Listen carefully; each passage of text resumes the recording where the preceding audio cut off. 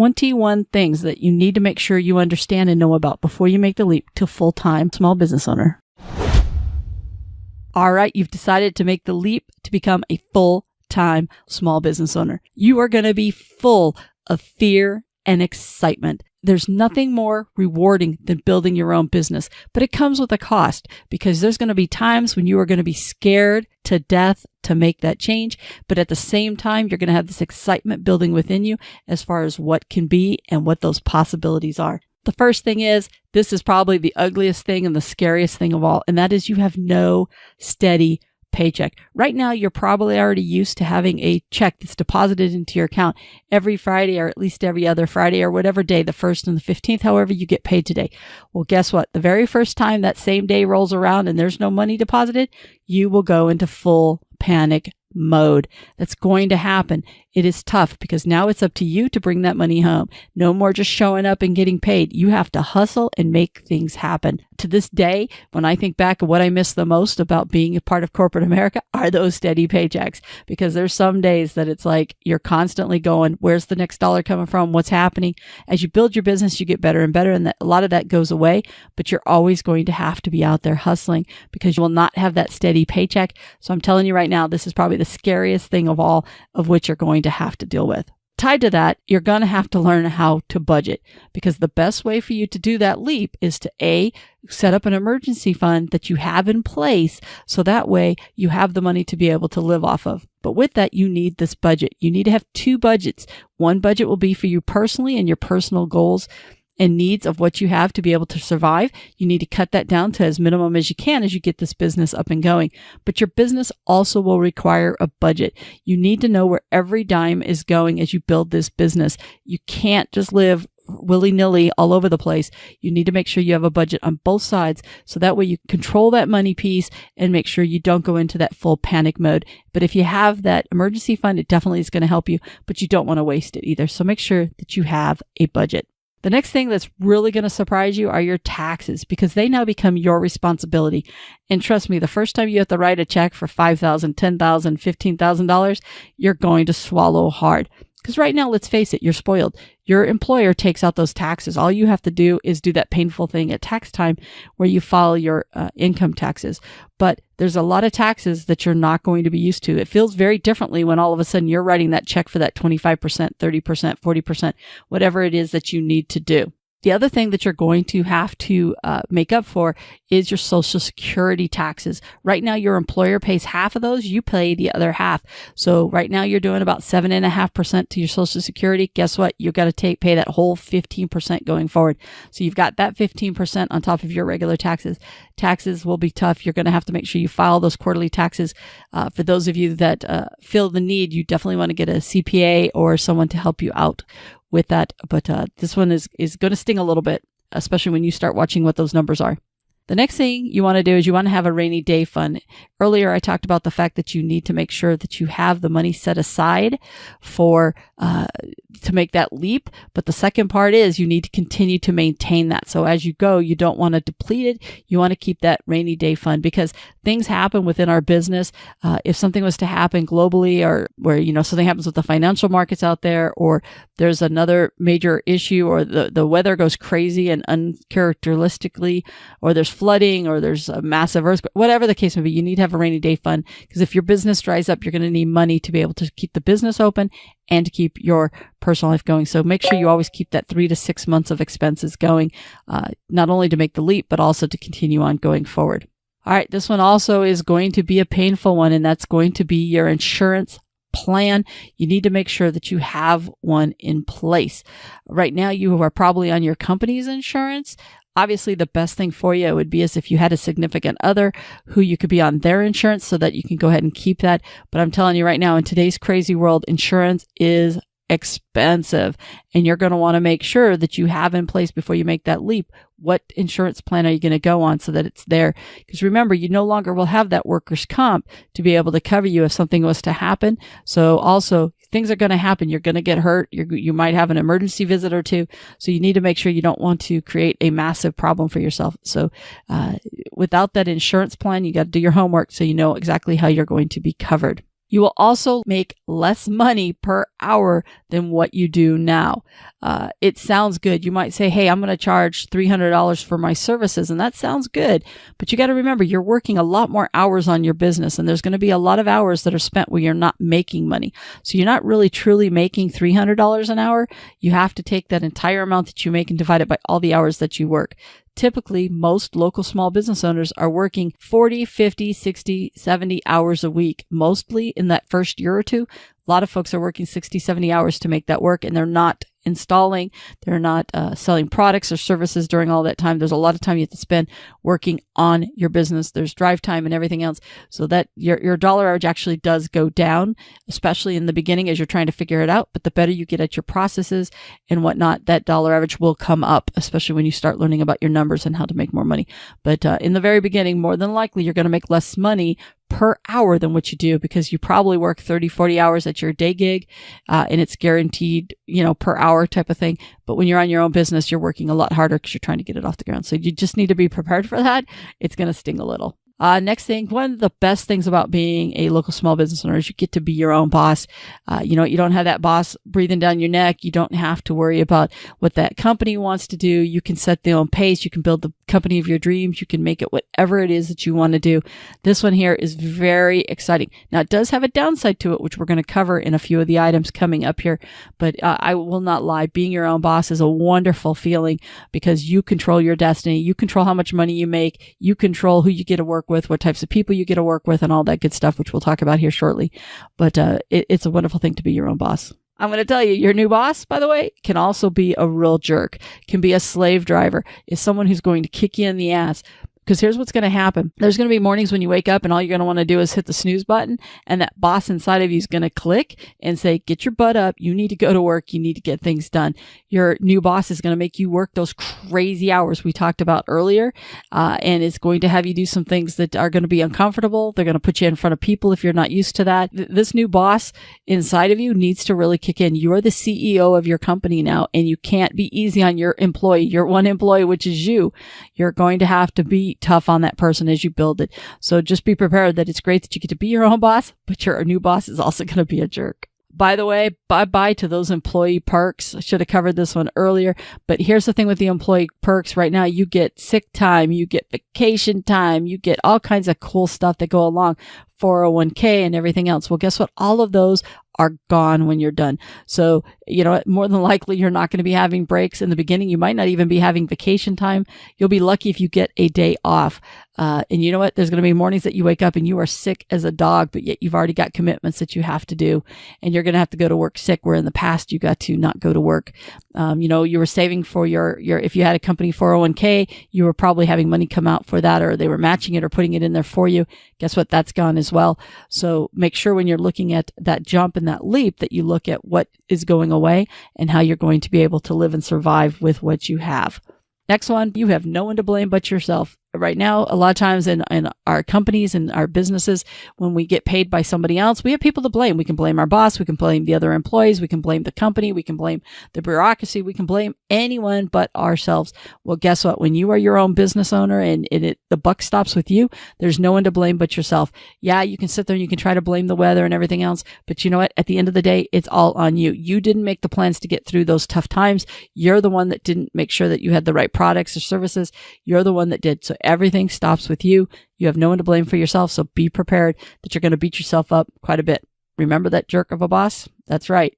Now, there are no corporate company to bail you out. I kind of just talked about that, but it's important for you to understand that, because right now, if you're part of a business that has a corporate group, you might not see what's going on behind the scenes. And if that store is not profitable or whatnot, a lot of times the corporation can come in and help bail them out or help get them through, especially if they're short on payroll or something else. Well, guess what? If you're that person and you're running it, there's no one to come bail you out. Every mistake that you have, you're the one that's going to have to solve it.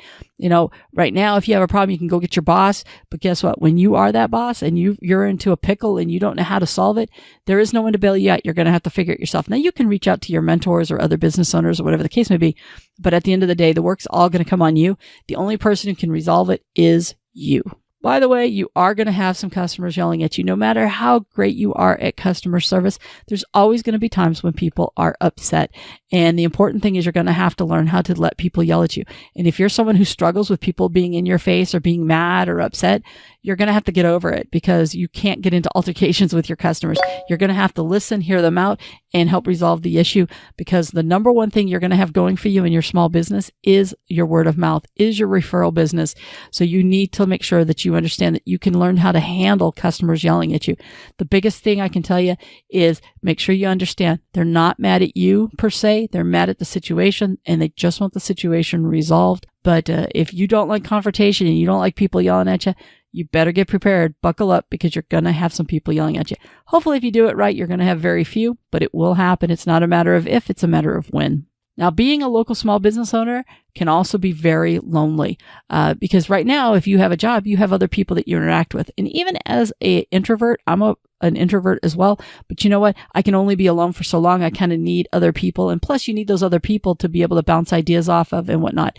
I can tell you that some days when you feel very lonely, when you're running into problems, you're not really alone. You need to reach out and find other business owners that you can talk to, other people that you can talk to. If you feel yourself really craving, needing others, you need to go out and you need to seek that, because it's going to feel very lonely. But I promise you, if you start to feel that way, there are other folks that are walking in your shoes. One of the reasons that I love my podcast is I'm able to pull together a group of you guys and just really let you guys know that you're not alone. Other people suffer from the same thing that you do. All right, with that, you're going to have to wear many hats. Right now, right now we get really excited. We think about the doing of the business, of what it is that we're going to do, but you're going to wear a lot more hats. You're going to be the head of marketing. You're going to be head of operations, of merchandising, of purchasing. You're going to be the scheduler. You're going to be doing your bookkeeping. If you have employees or hire some people, you're going to have to do the HR stuff. You're going to wear a lot of hats, and some of those hats are going to fit better than others. Some are going to make you feel really uncomfortable. Some you're not going to want to do at all. There's a running joke out there that most local small business owners hate doing bookkeeping, but it's something that it's a necessary evil. You have to. You want to get paid. You have to pay your bills, in which case sometimes people reach out to other family members or hire somebody, but you need to get ready. You're going to wear many different hats. That's part of the gig. And if you don't want to do that and all you want to do is, clean carpets or do whatever it is that you want to build your business around, you might want to continue to be an employee, because you're going to have to take care of all those other things that there's no one else to take care of, which I want to pull this one out a little bit. There is no human resource department to handle employee problems. Now, employee problems could be from hiring them to training them to the drama they create. And if you think you're not going to have any employees, that's fine. But if you think at any point in time that you will, or that you're going to hire people off the streets just to be extra set of hands, you need to understand what the independent contractor rules are, because you're not necessarily their boss, even though you're hiring them for the day. But at the same time, those people also come with drama. They don't show up. They're hard to find and everything else. So this human resource piece is actually a bigger piece for more of you than what you think. But you're going to have to learn how to handle all of those issues. And I know what some of you are thinking right now. You're thinking, hey, I don't have a boss. I'm not going to have any stress. My boss puts so much stress on me. Wrong. You are going to continue to have stress, because remember earlier when I said you were working for a jerk, that's going to be you. You're going to put a lot of stress on yourself along with that. You're going to have stress of where the next sale is going to come from. You're going to have stress on how to pay the bills. You're going to have stress on how to handle that upset customer. You're going to have stress on how to find products or services that you need to provide that you can't find the resources for. There's still going to be a lot of stress. Running a business is definitely very stressful. There's things you can put in place. There's processes you can put in place to help reduce that stress. But if you think that it's going to completely go away, you're crazy. That is not going to happen. A lot of folks say, I can't wait to be a local small business owner because I'm going to be able to set my own schedule. I can do my own thing. Well, the reality is you don't really set your own schedule. You can put some parameters to that schedule, but your customers are also going to help set that schedule. Because like I said, if you tell people you're open 10 to 7, well, guess what? Even if you're sick, you still have to be open 10 to 7. You've done that. So you can't really just change your schedule. The other thing that you're going to find is that in some cases, depending upon what type of business you do, people are going to ask for you late at night on the weekends. Your business model may not be perfect for that same 8 to 5, 10 to 7 type of thing.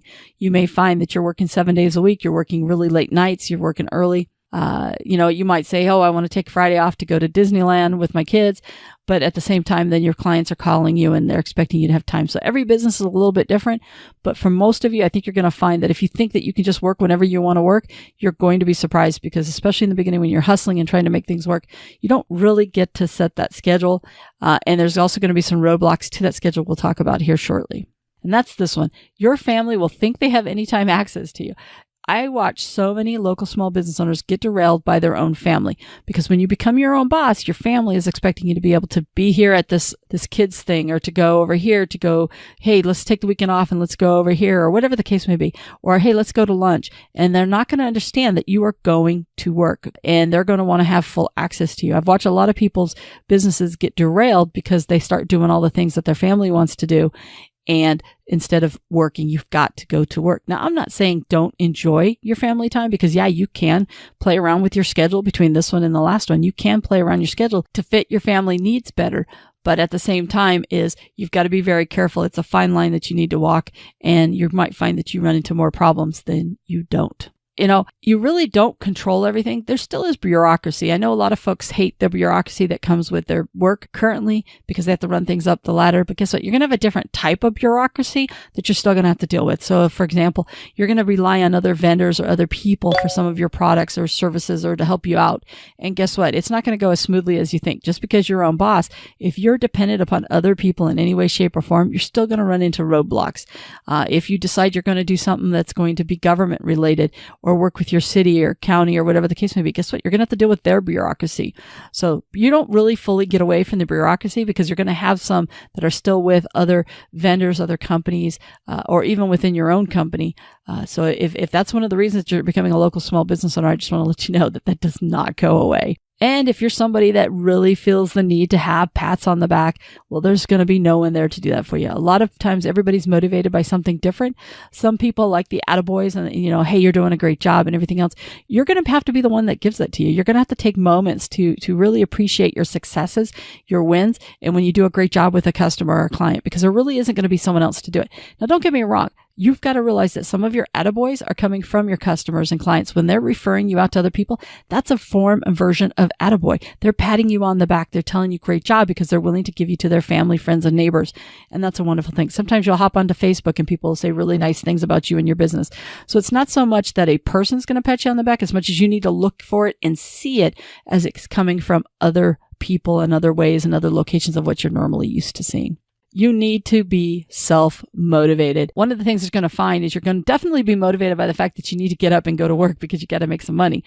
So that part's definitely there, but it nearly needs to be self-motivated. I can't tell you how many local small business owners I run into that have zero motivation, and then they wonder why their business is not growing, why it's not doing better. And yet when you give them advice on things that they should do, they're not motivated at all to improve their business, to go out there and meet new customers or clients. They're not motivated to go try new marketing things, whatever the case may be. You really have to be self-motivated.